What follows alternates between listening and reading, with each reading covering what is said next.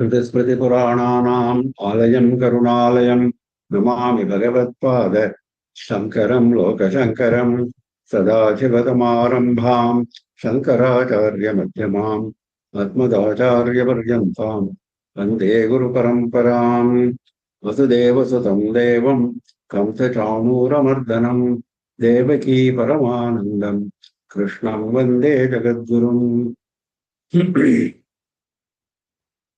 With the abundant blessings of our Acharya Swamiji, we are proceeding with our study of Srimad Bhagavad Gita, along with the Bhashyam of Adi Shankara. We are on chapter 8.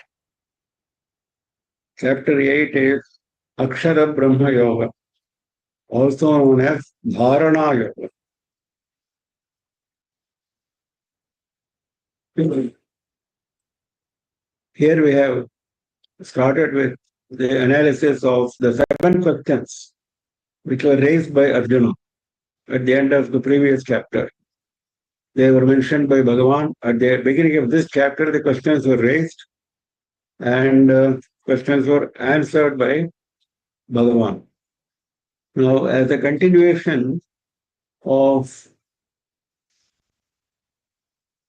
Adhibhutam, Adhidaivam, etc., he is explaining various processes of acquiring jnana. He has explained already many processes. Now he is explaining the fact that the thought that predominates your mind at the time of leaving the body determines the next birth. So accordingly, you have to train yourself. So for training yourself, there are many methods which he has mentioned.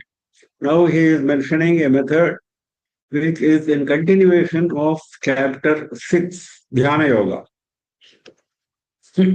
So he says, Abhyasa Yoga Yuktena Chetasa Nanyagamina Paramam Purusham Divyam Yati Parthanu Chintayanya. This Abhyasa Yoga can be any marga which he has mentioned. But here, from the next few slokas, it is very clear that he is taking us towards Dhyana Yoga, which he taught us in chapter 6. Kavim Puranam Anushadhitaram Manoraniyam Sam Anusmaredhyaha Sarvasya Dhataram Achantya Rupam Aditya Varnam Tamsa Prastha. This is an idea which should get ingrained in us during our Abhyasa Yoga. This is one of the methods. Bhagavan is not claiming that this is the only method which will give you jnana. He has taught us already many methods. He will cover some of them again. Now, as a continuation of this particular Dhyana Yoga, that is why this chapter is called Dharana Yoga. Dharana is before Dhyana. In the Ashtanga Yoga of Patanjali, we have seen it before. Dharana is focusing our mind on a single object. That is dharana. Concentrating our mind on a single object. Dhyana is unwavering concentration on that object. Earlier there was disturbances. Those disturbances have been negatived, nullified, and we have focus. That is dharana. Once we have focus, it continues as uninterrupted dhyana. So the dharana process is what he is explaining here in the context of the thought which predominates at the time of death. That is the context. In that, this whole thing is coming up. Prayanakale manasachalena bhaktya yoga balena chaiva Bhruvor madhye pranamaveshtya samyake satam param purusham upayati divyam. Prayanakale, at the time of death. Achalena manasa, unwavering mind, steady mind.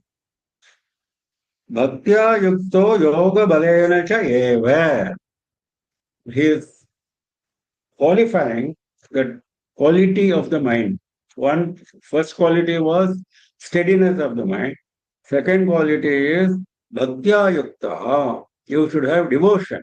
That is the desire to attain Paramatma. That is basic.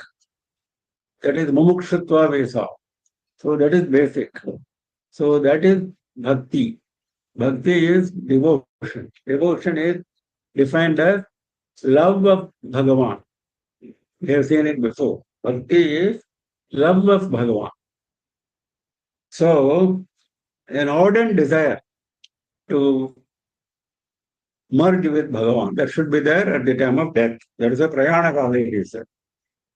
Achalena manasa bhaktya yuktaha, accompanied by devotion, yoga balena cha eva. Now, at the time of death, it is very difficult to reach this particular state. Bhaktya, achalena manasa. These two qualities, difficult to reach because of the terrible condition of the body. And body influences the mind, all said and done, for ordinary people. It is only rare jnanis who don't care for their bodies, as we saw some of the instances. Now, that is why he is putting this clause, yoga balena chaiva, on the strength of yoga practice which you have done throughout. So that yoga, abhyasa yoga, tena we saw in the previous focus. So same thing. So that is the strength, that is the power. Yogasya balam, yoga balam, samadhika samskara prachaya janita chitta sthairya lakshanam yoga balam. What is yoga balam? Samadhika samskara. You should have practiced samadhi. That samskara, that practice, that purified mind, because of repeated practice of samadhi. Samadhi samskara prachaya janita chitta sthairya lakshanam. That accumulated impression, prachaya janita, because you have done repeatedly this practice of samadhi, that has left its impression. What impression? Chitta sthairya lakshanam, steadiness of the mind. Because he said, achalena manasa, he said. So achalena manasa is possible only if you have trained yourself in yoga. Yoga balena chaiva. Yoga balena cha eva. Only, eva is only. Only with the addition of yoga bala you can get it. Dhruvor madhye pranam aveshya samyak satam param purusham upayati divyam. This particular person who has trained himself in this type of yoga, Patanjali's yoga, and who is leaving his body with concentration on Bhagavan, how does he concentrate at the time of death, even at the time of death, mind you? Dhruvor madhye pranam aveshya. He brings up his prana shakti to the middle of eyebrows. Urdhagaminya nadiya purvam hridaya pundarike vashikritya chattam tataha urdhagaminya nadya bhumi jaya kramena dhruvoho madhye pranam aveshya. This is the explanation given by Adi Shankara. That means prana should be first focused, concentrated in the heart lotus, hridaya pundarika, heart lotus. That is the place of Bhagavan. That is the place of Atma. So, bring your prana shakti to Bhagavan. First, take your prana shakti to Bhagavan's presence in the Hridaya. Then, take it up. Urdhagaminya nadya, the nadi which goes upwards, that is the Sushumna nadi. Bhumi jaya kramena. That means, in the steps of controlling the mind should not get dissipated in any manner. That is Bhumijaya. That is various distractions. This can be interpreted in two ways. We will not go into that. Modes of mind going in different directions. That is Bhumijaya. Another interpretation is vigilantly conquering Bhumyadinam Panchanam Bhutanam Jayaha. That is, mind after all is constituted, the whole body is constituted of 5 bhutas, panchabhutas, starting from Bhumi, ending with Akasha. So he says, This is mentioned in so many shastras, that prana should be divested of all these qualifications one by one. First Bhumi qualification, next up qualification, and so on, till you reach the Akasha qualification. That is component. That is, you divest yourself of all these components. This is a yogic practice, I will not get into that. So, first we should understand this much, that prana shakti should be brought into the hot lotus and then brought upwards to the center of the eyebrows through the Sushumna Nadi. Then pranam aveshya thapayatva samyak apramattaha sanna satam param purusham upayati divyam. That purusha, that person, he attains upayati divyam purusham, parama purusha, param divyam purusham. The parama purusha, who is divyam. Parama purusha is described as divyam. Divyam means full of bright light. Jyotanatmakam. Bhagavan Shankara says, Jyotanatmakam. That means full of light. There is no darkness. Darkness is only for ignorance. Here we are talking about Bhagavan, full of light. So, that is Parama Purusha. No Purusha higher than him. He reaches him. Param Purusham Upayati. He definitely reaches him if you follow this procedure. As I said earlier, this is not the only method of attaining Bhagavan and remembering Bhagavan at the time of death. But this is a best recommended practice. That is why he is bringing it up now in this context.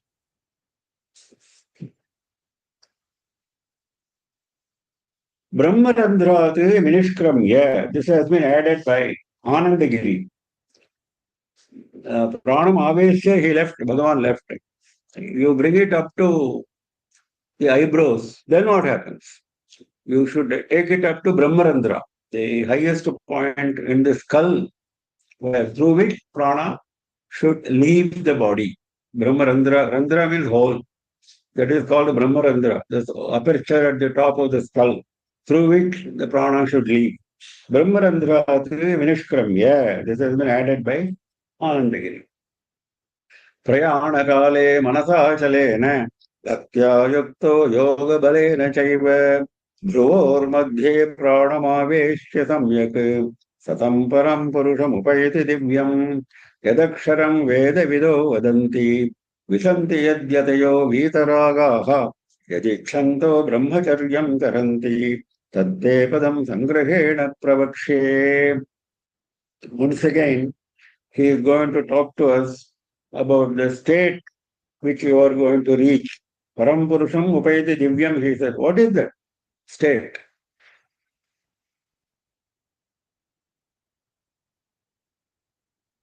What is that state? That state is being described now. That state of Bhagavan, which we are getting now, is being described.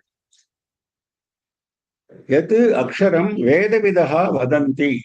Yat vitaragaha yatayaha vishanti. This is how it is qualified. That state which we are reaching. It is not an ordinary state. Yat aksharam vedavidaha vadanti. Those who know Vedas, those who know Upanishads, they talk about this. Talk about what? Talk about Parabrahma. And they say it is aksharam. It is imperishable. They say that. That state you are reaching. You are reaching that imperishable state which is spoken of by those who know Vedas. Then, Vetaragaha yatayaha yat vishanti. Those yatis, those sannyasis, those who have left everything and who are completely devoid of attachment, Vetaragaha. Those people enter this state. You are reaching that state, mind you. So he's praising that state in order to make that state attractive to ordinary people. He is once again, these ideas have been given to us earlier, but in this context, in the context of the last thought at the time of death, he is making this proposition attractive so that we will make some attempt to practice during our lives. So that state, which a Paramahamsa sannyasi, who has left everything, devoid of total attachment, that state reached by him. You are reaching that state. Yadikshantyo brahmacharyam taranti tatte padam sangrahena pravikshe yat ikshantaha brahmacharyam taranti. In order to attain that particular state, people have been adopting brahmacharya. As you know, brahmacharya is practiced for what purpose? For acquiring jnana. That is why he is called a brahmachari, one who goes to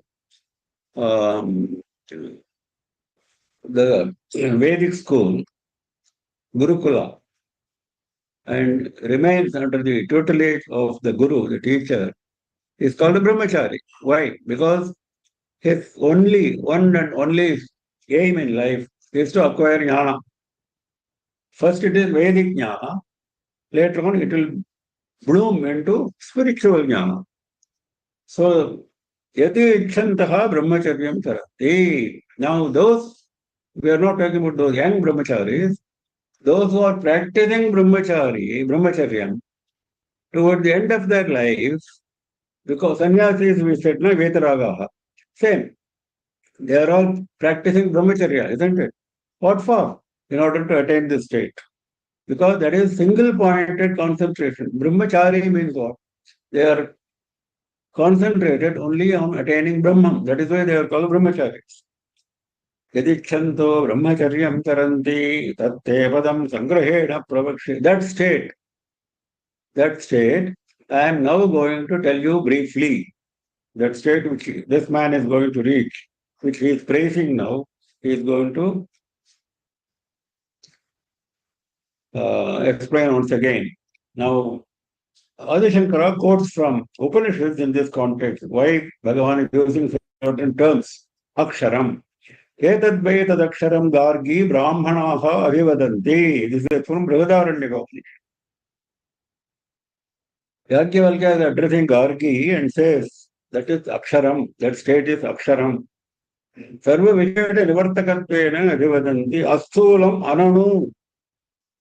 That means it cannot be imagined by our ordinary minds. That is why it is called Asthulam Anano. Anano means it is not tiny. It is not large also. Anaraniyam Mahador Mahiyam.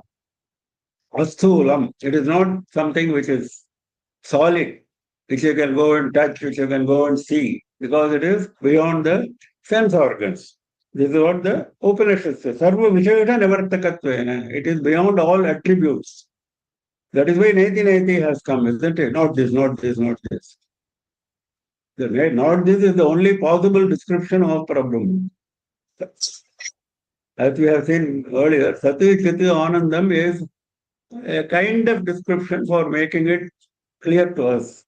It's not a satisfactory description because it defies description.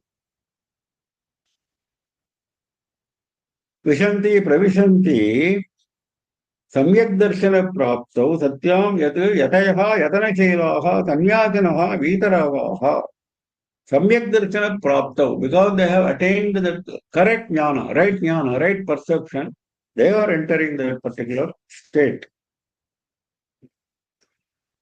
Brahmacharyam Guru Charanti Acharanti. Guru, he is adding, Adi Shankara is adding. That means under the tutelage of a Guru, you are brahmacharya, you are following brahmacharya. So this is of course at the time of Gurukula, but even later on, when you want to continue on your spiritual practice, you want to advance your spiritual practice, you have to have the guidance of a Guru. That is why he is saying, you may not need it when you have reached such a pakwa, such a maturity. But till then, you need the guidance of a Guru. This has been the traditional interpretation. That is why he is adding the word Guru. Brahmacharyam Guru Charanti.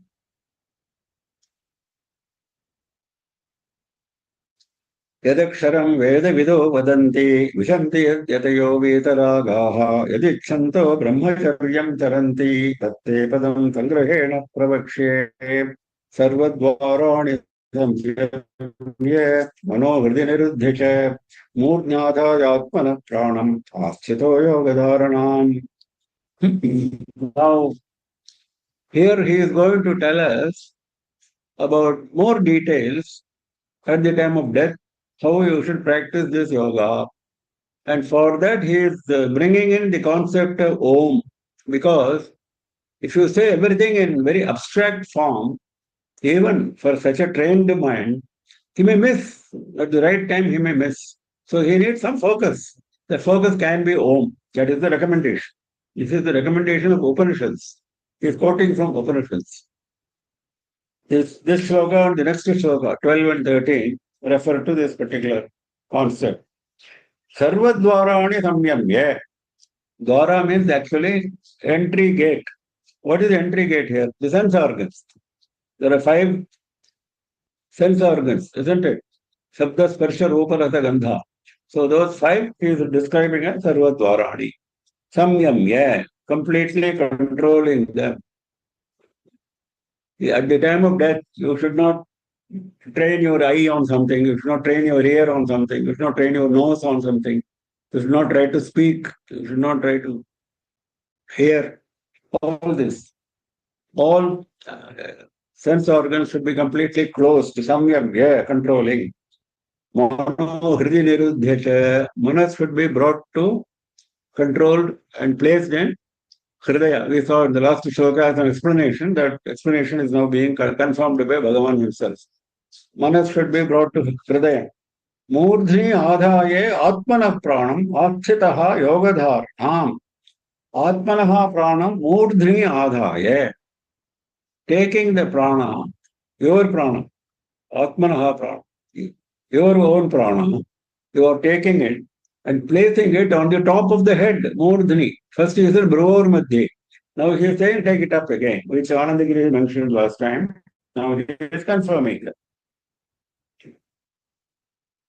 Yogadharanam asthitaha. That means you should not leave yoga practice. That is, continue with yoga. This is a very critical moment. So don't leave your yoga. Means what? Don't leave concentration. Though you might have closed your sense organs, you might have succeeded in that. Your mind is the worst enemy, as we have said before. So mind may think suddenly, mind may think of your son, your daughter, your property. Mind may go in different directions. You don't know. So that is why he says, Yoga Dharanam Asthitaha. Do not allow the mind to go here and there.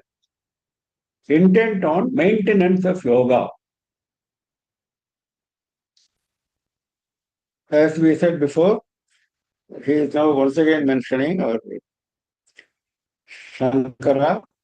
Manaha hridaya pundarike nirudhya nirodham kritva nispracharam apatya. That means don't allow it to go here and there. Fix it in the heart. Then Tatra vashikritena manasa. That is, first you must control your mind in the heart. Vashikritaha.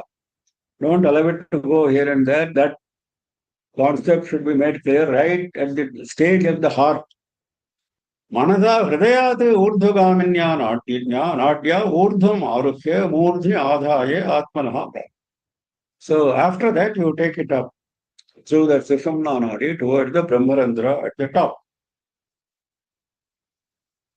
Om ityekaksharam brahma vyaharan mamanasmaran yaprajatita gandeham sayate paramam gatim. So he is giving another guidance here.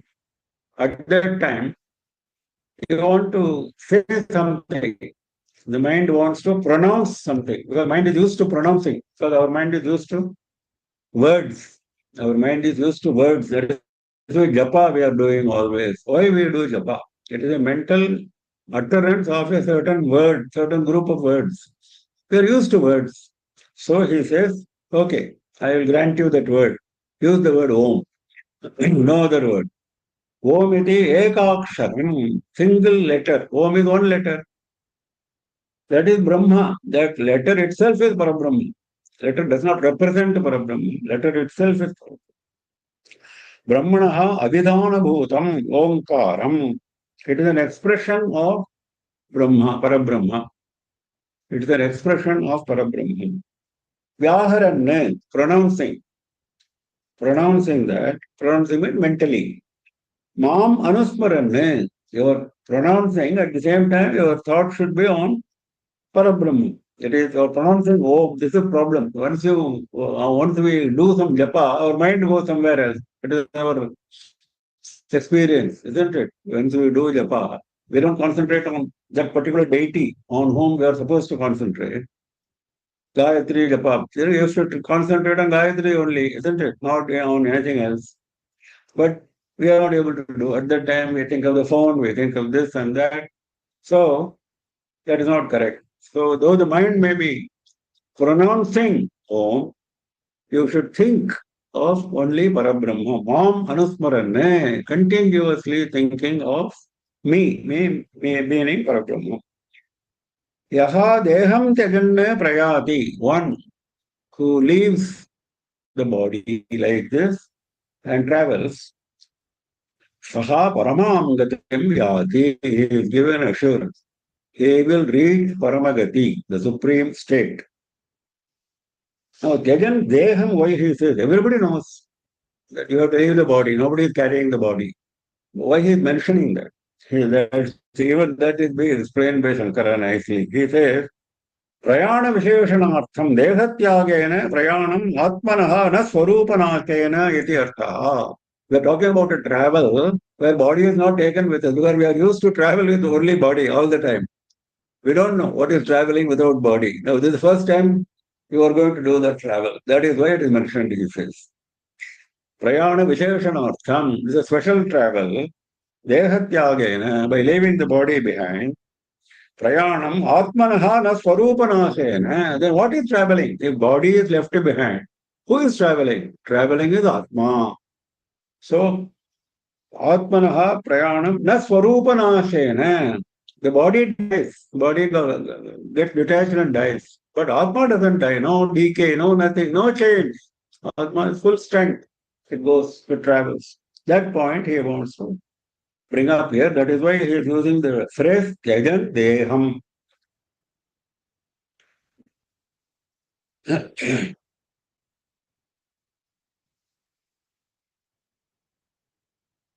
One minute.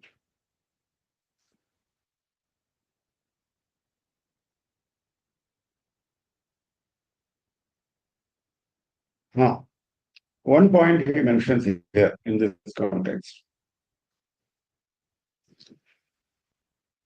This, because there are two classes of this kind of mukti which are being talked about in later slokas, so that in advance Shankara is bringing here. What he says is, even those who follow all this, whatever has been described, even those may not reach Parabrahmam right at the moment of death. Yes, some of them will reach. That is called Sadhyo Mukti. There are two types of muktis. Sadhyo Mukti means instant Mukti. Mukti at the instant of death.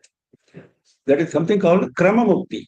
Stage by stage. Mukti stage by stage. Even those who are following all these rules which have been mentioned, if they have been, this explanation given by Shankara, if they have been focusing on Saguna Brahman, if they have been focusing on Saguna Brahman, Shiva, Vishnu, Devi, Rama, Krishna, Kamakshi, this is Saguna Brahman. If they have been focusing on that, then they will go via the Krama Mukti passage. They will not attain instant Mukti, they will attain Mukti after some time. That will be explained in subsequent slokas. Instant Mukti, if you want, when you are pronouncing Om, Mam Anusmarana, that who is that Mam?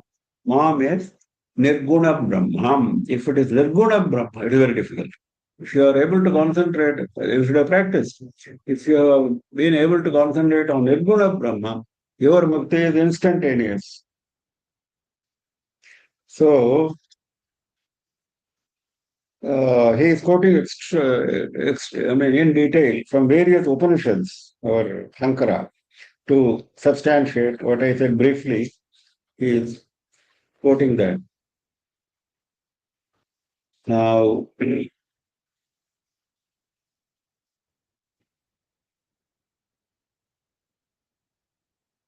So this anyway will come up again, but he is giving us in advance this idea.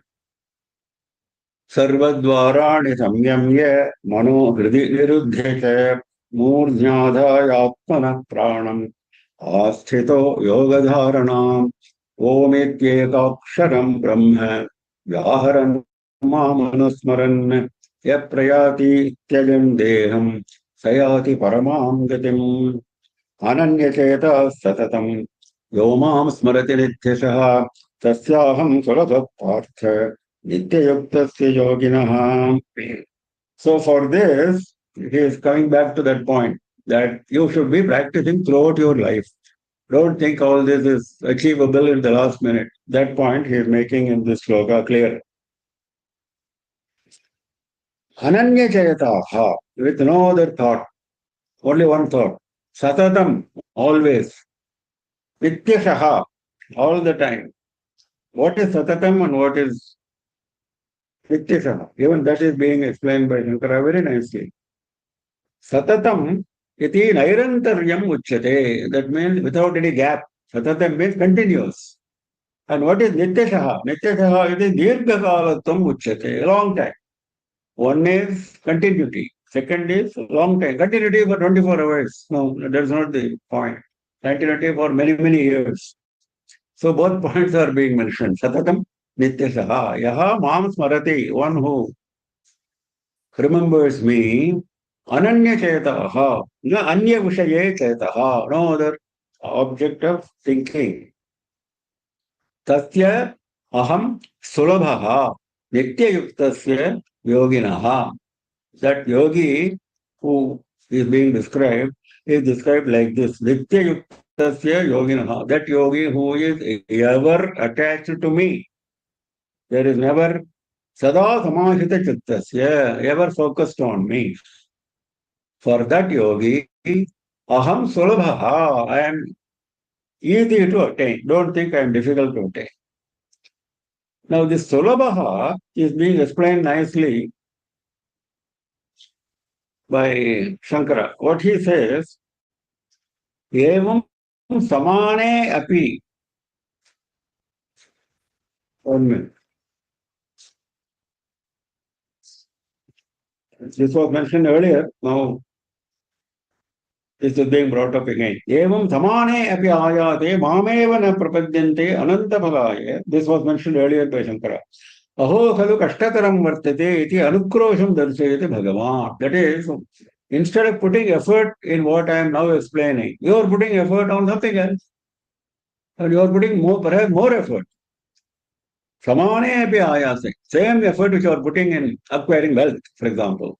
If you put in this, you will reach me, Anantaphalaya, endless fruit. So, in order to give us that guidance, he is making that point. That is Shankara's explanation.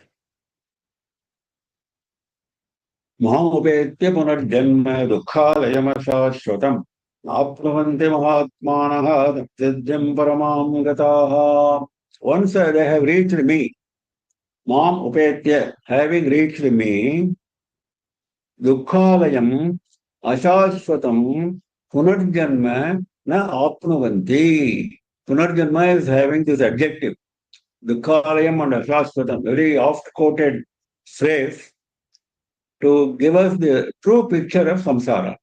Samsara is abode of dukkha. Dukkha alayam. Alayam means abode.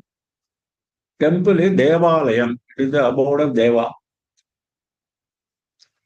Alayam means abode. Somebody who resides there. Here, samsara is accommodating dukkha only. There is no sukha here. Dukkhalayam. Ashashvatam. Something which is not going to stick to you. It is not eternal like that other one. That is eternal. That bliss, that happiness is eternal. Here, whatever happiness you are deriving, expecting is only momentary. Ashashvatam. So that is the two main things which will inculcate the sense of detachment. Vairagyam. In order to develop vairagyam, these two phrases are essential. Dukkhalayam, ashashvatam. If you remember, samsara is dukkhalayam. Samsara is ashashvatam. You will not get so much of raga, so much of attachment. Punarjanma, so the janma which will bring you here again, rebirth on this earth, that na apnavanti, these people will not get this kind of rebirth, which is the abode of dukkha, abode of misery, and which is transient. For these people, Mahatmanaha samsiddhim paramam gataha. They are all Mahatmas. Mahatmanaha yatayaha. Yatayaha means yati. Sannyasis. They have left everything. That is why they are Mahatmas. Mahatma is one who is Atma, who is concentrating only on his Atma. No other distraction. That is why he is a Mahatma. Mahatmanaha samsiddhim paramam gataha. Paramam samsiddhim gataha. Yakrishtam mokshakhyam gataha. Very superior level called moksha. That level, that state, they have reached.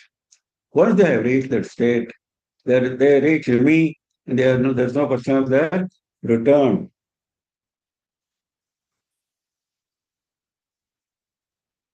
Rajastamomala rahita antakaranaha siddhasattvaha samutpanna samyak darshanaha. This is Madhusudana Saraswati's explanation of who is a Mahatma. Rajastamomala rahita antakaranaha, completely devoid of rajoguna and tamam guna in your antakarana, in your mind. You should concentrate on sattva-guna only all the time. Shuddha sattva, pure sattva. No mixture of, because our sattva is always mixed with rajoguna and tamoguna for ordinary people. But they are not like that. Samatpanna samyak darshana. Because of that, they have got the right perception, right jnana. So for them, kramamukti darshita. This is what Madhusudana Saraswati brings the concept of Kramamukti here, though Bhagavan has not mentioned. He said, Napnavandi Mahatmanaha samsiddhim paramam gata. They don't come back to earth, he said.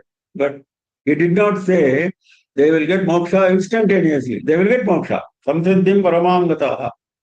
So Madhusudana Saraswati interprets this as saying that they will get Kramamukti if they have concentrated on Saguna Brahma. So all that will come up again, because there are two courses of mukti being described by Bhagavan. Then how to justify that? Then at that point this comes. Ananyachayata satatam yomam smarati nityashaha tasyaham surabha partha nityayuktasya yoginaha amapetya punarjanma dukkhalayam ashashvatam napravanti mahatmanaha samsiddhim paramam gataha abrahma bhuvanalokaha punaravartinoarjuna mamupetya tu kaunteya punarjanmana vidyate. Now he said no punarjanma for them. This punarjanma is assured even when you go to any other loka. I have gone to Sarga Loka, no punarjanma for me. No, it's not like that. Even Brahma Loka, because normally we think that one person who attained Brahma Loka will not come back to earth. It's not so. Even attaining Brahma Loka is not a guarantee for non-return. Yes, going to Brahma Loka improves your chances, because lots of such Kramamukti jnanis go to Brahma Loka and then attain moksha. So there is a group of such people. So maybe you will be in company of those people. But you have to also get that particular quality. That is what he is mentioning here. Abrahma bhuvana lokaha punaravartino Arjuna. Hey Arjuna, Abrahma bhuvanaha lokaha. All worlds up to and including Brahma Loka. Brahma bhuvana is Brahma Loka. Bhuvana means loka. Chaturdasha bhuvaнаha, we say, 14 lokas, 14 worlds. So right up to Brahma's world, including Brahma's world, or of the type of return. Punaha avartinaha. Avartinaha means returning. Punaha again. Again, you have to return to earth. Mamupetyata kaunteya punarjanmana vidyate. Then under what circumstance there is no punarjanma? Only circumstance is attaining me. Mamupetya. Once you attain me, there is no punarjanma. He kaunteya. Punarjanma na vidyate. No return to earth. So that point he is making it clear here. Bhuvanam means bhavanti asmin bhutani iti. Now this is the Vyakarana aspect. Shankara brings out why it is called Bhuna. Because bhutas are there, living beings are there, so it is called Bhuna itself. Because even Brahmaloka, Brahma is there and other Sajnanis are there, so that is also Bhuna. Brahma Bhuna, he said, na, that is it. Punaravartinaha kala parichinnatvat. That is, all these are subject to time. All these lokas have a fixed time. Our earth has got a certain amount of time. Swarga has got perhaps more time. Brahmaloka has got even more time. We will say that. But still there is time. It is not eternal. That is the reason why you have to, when you go to a particular place, that place will disappear after 7 days. What will you do? You have to come back to starting point, isn't it? You go to a particular place, that place will not be available. It's just not there on the face of the earth after 7 days. So what will you do? You have to come back to your old place from where you started. Same thing. So all the lokas are of such type. Only thing is, because they all get dissolved, you are going to live in a very subtle form for a very long time with Brahma. And then Brahma again creates you. That is the process. So which he is mentioning in detail. Bhagavan is mentioning in detail. Now those who attain Krama Mukti will attain moksha along with Brahma. When Brahma attains moksha, till then you have to wait many years. You are in Krama Mukti stage, you have gone to Brahmaloka, you will be there till Brahma attains moksha.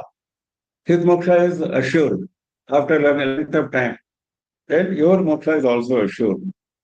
Those who attain Brahmaloka, this has been mentioned by other commentators. Those who go to Brahmaloka through yagas, Panchagni Vidya, which is mentioned in Chandogya Upanishad, etc., shall return to earth. They have to return to earth. That is not Krama Mukti. That is only travel up to Brahmaloka and coming back to earth. Abrahma Bhuvanalokaha Punaravartinoarjuna Mamupetya tu Kaunteya Punarjanmana Vidyate Avyakta Sahasra Yuga Paryantam Aharyat Brahmano Viduhu Ratrim Yuga Sahasrantam Deho Ratra Vido Janaha. Now he is talking about the time, because Shankara mentioned, isn't it? Everything has got a certain time, lifetime. Earth has got a certain lifetime. Now what is Brahma's time? Let us take the longest. Life is short for Earth. Let us take Brahmaloka, which lives the longest. Sahasra Yuga Paryantam Aharyat Brahmano Viduhu. Brahmanaha Ahas, the daytime of Brahma, Sahasra Yuga Paryantam Yat Viduhu. People know. People know means those who have studied Vedas. They know that the Ahas, the daytime of Brahma, lasts for 1,000 yugas, Sahasra Yuga. Now, one yuga means what? One yuga means Chatur Yuga, not simply Kali Yuga. Krita Yuga, Dwapara Yuga, Krita Yuga, Treta Yuga, Dwapara Yuga, Kali Yuga. All the four. Out of these four, there is a time difference between each of them. Supposing the Kali Yuga is 1, Dwapara Yuga is 2, and Treta Yuga is 3, Krita Yuga is 4. If you add 4 plus 3 plus 2 plus 1, you will get 10. That means out of the Chatur Yuga period, only 1/10 is Kali Yuga, 4/10, 40% is Krita Yuga, and so on. 40, 30, 20, 10. That is the percentage. And The total, all the four yugas together has been calculated as 43 lakhs 20,000 years. 43 lakhs 20,000 years. And out of that, 1/10 is Kali Yuga. That is 4 lakhs 32,000 years. 4 lakhs 32,000. When we say year, we are talking about human year. Our year is different from Brahma's year. Brahma's one daytime is 1,000 such Chaturyugas. Then you can see the scale. Very difficult to imagine scale. So, out of 4 lakhs 32,000 years, the life of Kali Yuga, we have crossed only a little more than 5,000 years, little more than 1%. And we are complaining of the intensity of Kali. We have crossed just about little more than 1%. 99, 98 point some percentage is still balanced. 4 lakh 32,000 years. Now, so this is the time scale. Brahma's daytime is 1,000 such Chaturyugas. What about his night time? When there is daytime, then he has also got night time. Ratrim Yoga Sahasrantam Tehoratra Vidojanaha. His night is also 1,000 Chaturyugas. His night, same duration, 1,000 Chaturyugas. So what he does, Te Ahoratra Vidojanaha, those who know day and night, this is what they tell us. Kala Parichinnaha Te Ataha Punaravartinaha Lokaha. Now I have given you the time scale, so you know that everything is subject to time. There is nothing beyond time. Only when you come to me, it is beyond time. Only moksha is beyond time. So that is the point being made here.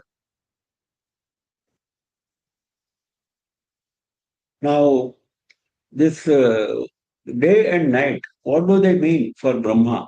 Though he is not mentioning here that Bhagavan is assuming that we know it. During daytime, he protects all the lokas. He protects all the lokas, including his own loka, right up to earth. And below us, there are 7 lokas, Patala. All of them are under his protection. Now, when the nightfall happens, that is at the end of the 1,000 Chaturyuga daytime of Brahma, then what he does, he dissolves all these lokas. That is called Nitya Pralaya. For him, it is a daily pralaya. What he does, he dissolves all the lokas up to Swargaloka. Bhuhu, Bhuha, Swaha, and then up to Brahmaloka. There are 4 more lokas, isn't it? Mahas, etc. Those Mahas, etc. lokas are not dissolved. They remain there. They remain alive. Up to Swargaloka, Bhuhu, Bhuvaha, Swaha. Swaha is Swargaloka. And the below 7 lokas. 7 plus 3, 10. Out of 14. All these 10 lokas are completely dissolved at the time of his nightfall. Then he goes to sleep. So why he allows only 4 lokas to remain alive? Because those 4 are occupied by jnanis, tapasvis, tapoloka, maharloka, tapolo. Mahas actually means shine, brilliance. That is maharloka, tapoloka, full of tapas. Finally, brahmaloka. So, then Janaloka, that is also like that. Similar, great tapasvis. So, he is leaving these 4 lokas in the care of those tapasvis, and then he goes to sleep. At the end of his night, when he wakes up in the morning, he creates all these 10 lokas again. Till then, they are remaining in subtle form with him. These devas, all of them will come back to their positions. And of course, not necessarily the same position. Human may not come in back as a human. He may become an itself, if your gati is like that. So that he is mentioning in the next shloka. Avyakta vyaktaya sarvaha prabhavantyaharaagame pratyagame praliyante tatraiva avyakta sanyake. Avyaktat Vyaktaya Sarvaha Aharagame Prabhavanti. Aharagame, at the time of daytime, at the beginning of the daytime. Ahaha Ahasya Agame.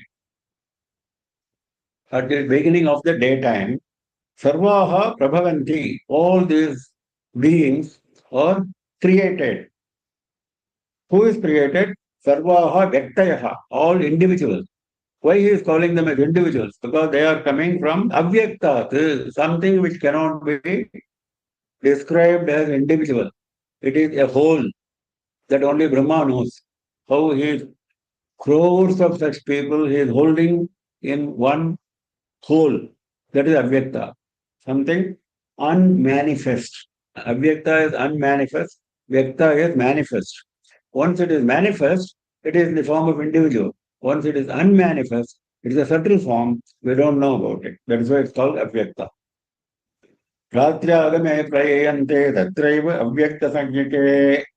At the time when the night starts, Ratra agame. Tatraiva avyakta sanjake. In the same avyakta where it started, at the beginning of the day, avyakta we started. So same avyakta sanjake, the same unmanifest state, they go and merge, praliyante, they attain laya, they merge, they are dissolved in the same unmanifest state. Sthavara jangam lakshanaha sarvaha prajaha, not just living beings. Sthavara jangama lakshanaha sarvaha, moving objects, non-moving objects, all of them, they follow this routine.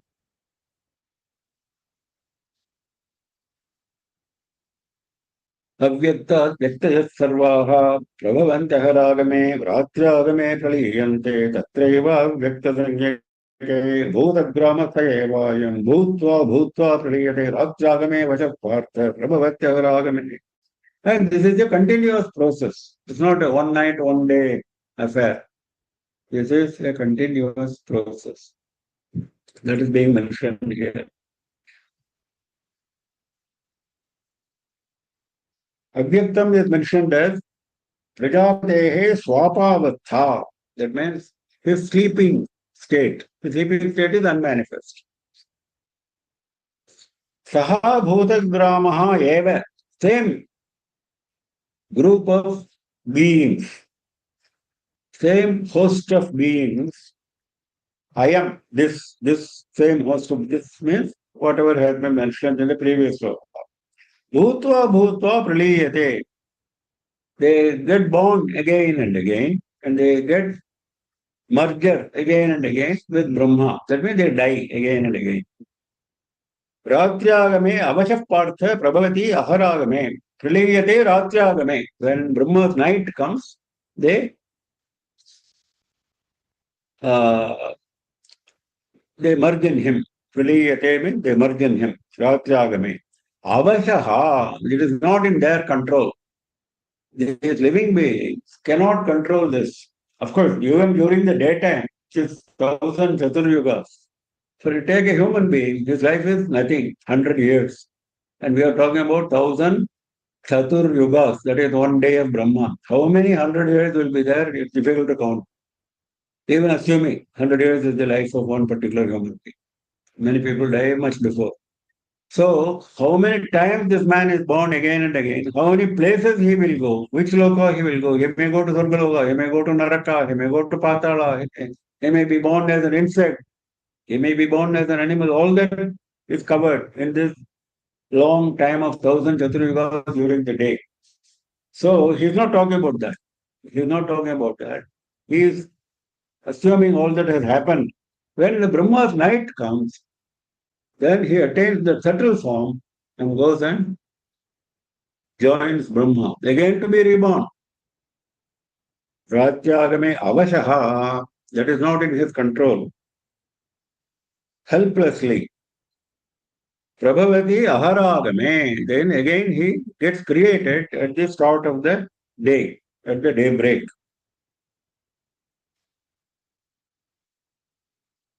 Now, here, Why he is mentioning this?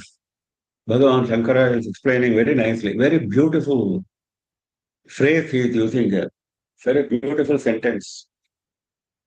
Akritabhyagamakrita vipranaša dosha pariharartham bandhamokshashastra pravritti safalya pradarsanartham avidyadi klesha moola karmashaya vashacha avashaha bhutagramaha bhutva bhutva priliyate iti ataha samsare vairagya darshanartham cha idam aha. This group of bhutas, living beings, they are born again and again. Bhutva bhutva priliyate. They merge again and again. Avashaha. Helplessly. No, nothing controlled by them. Why he is mentioning that? Samsare vairagya darshanartham. In order to develop vairagya with samsara. Already has mentioned dukkhalayam ashashvatam. There is not enough. Now he is mentioning more. Now he is explaining the time limit. Now he is explaining the time limit through the cycle which we are passing through. And what is that cycle? Akritabhyagama krita vipranasya dosha pariharartham.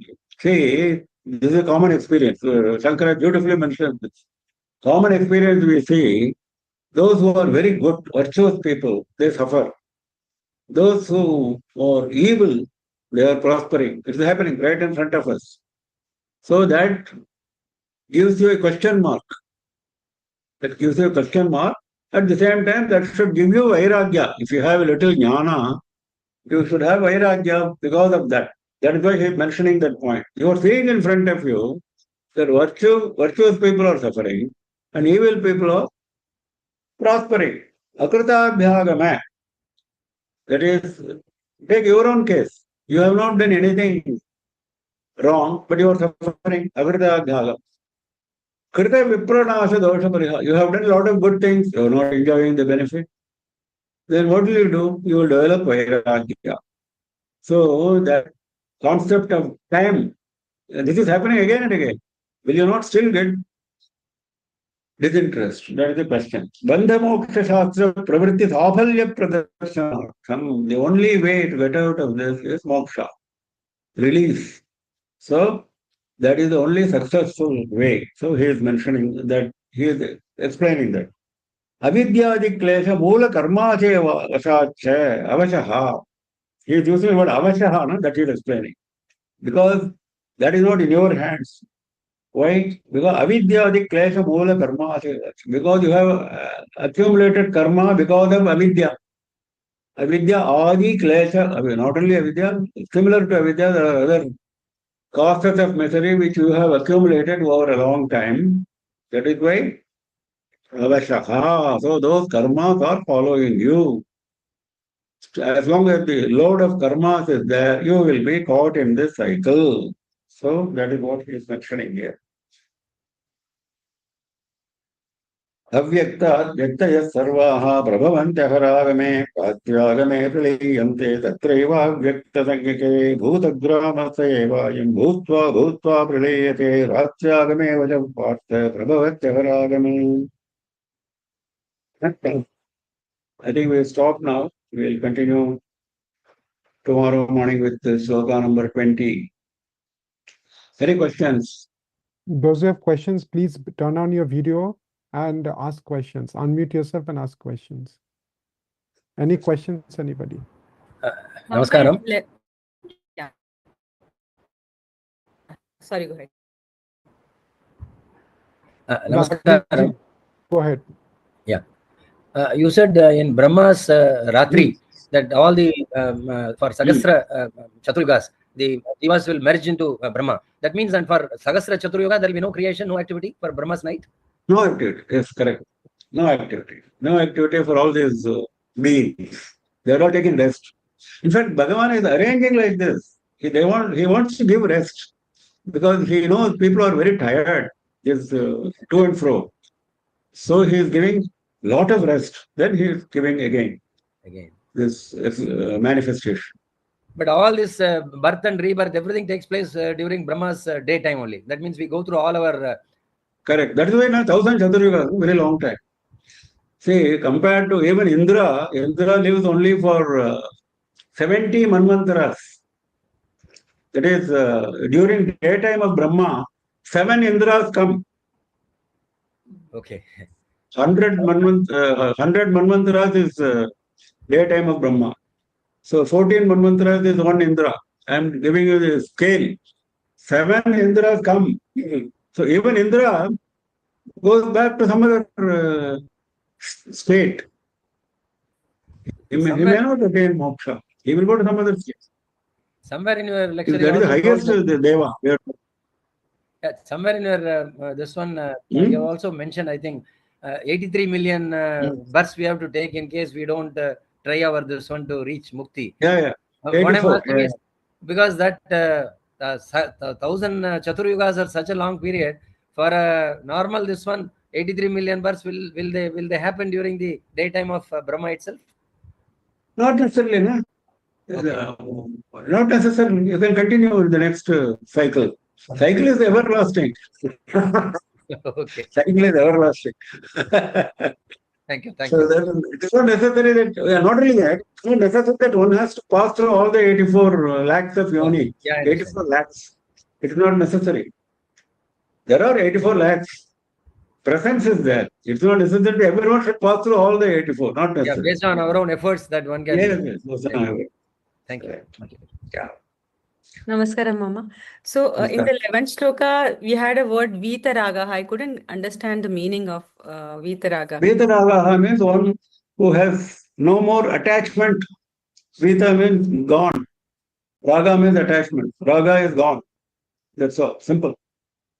And in the previous doubt explanation, you mentioned about rest period, right? So even the Atma needs rest. I was like kind of confused. In the Brahma Loka, you said he has arranged such that.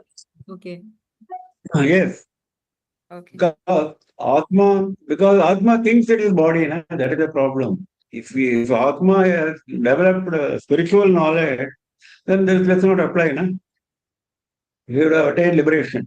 Because Atma is continuously, perpetually attaching itself to the body and relatives across the body, relatives connected to the body. So naturally, he needs rest. Even we need rest, na, every day. Every day. Why there is a night and rest for all of us? Why it is required? Tell me. It's not required. For us to take rest only. Because we are tired. Same thing happens on a longer cycle. Okay.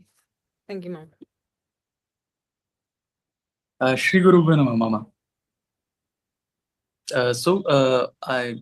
While doing Krishna Bhajana in the afternoon after attending the temple, I had the experience of seeing the Krishna in everybody. So like all the kids, the people next to me, the person. So not Jada Vastu, but Ajada. Everything in the Jada, I saw the Krishna movie, the one soul. So do you consider this as a moksha or what? Whether it constitutes moksha. That's the question. Yeah. Well, it constitutes advancement in its spiritual journey. It doesn't constitute moksha. Moksha is, this experience should continue. This experience should be there with you all the time. Then it is moksha. At no time should you have even the trace of raga, krodha, lobha, moha, all these evils. At no time, even a trace. If you have seen Krishna everywhere all around you, then there is nothing else to aspire for, to get angry with, etc., etc. So that state should be reached. We are talking only about that state. This is no doubt a positive experience, no doubt about that. But that's not enough for the highest goal which we are talking about. It's a good step, right step. Yeah. It was beautiful. It was very, very, very enriching experience. Okay. Nice. So we close today. We meet again tomorrow morning at 7 AM IST. नमः पार्वतीपतये हर हर महादेव सर्वत्र गोविंद नाम संकीर्तनम गोविंद गोविंद श्री राजराजेश्वर्यै जय जय